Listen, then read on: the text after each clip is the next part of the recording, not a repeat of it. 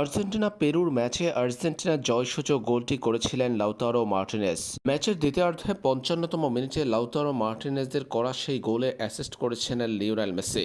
ডিবক্সের ভিতরে Argentine superstar বলটি ভাসিয়ে দিয়েছেন সতীর্থ লাউতারো মার্টিনেজের কাছে। আর ভেসে আসা বলটি শূন্যে ভেসে লাফিয়ে উঠে চমৎকার গোলটি করেছেন লাউতারো মার্টিনেজ।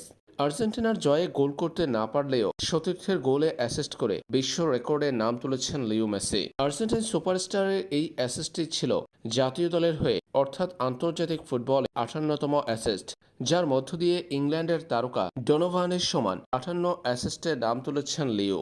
লিওনেল মেসি এখন আন্তর্জাতিক ফুটবলে সবচেয়ে বেশি অ্যাসিস্ট করা ফুটবলার। তবে মেসি এই অ্যাসিস্ট করতে ম্যাচ খেলেছেন ১৯১টি, আর নেইমার জুনিয়র মাত্র ১২৮ ম্যাচ খেলে করেছেন ৫৭ অ্যাসিস্ট।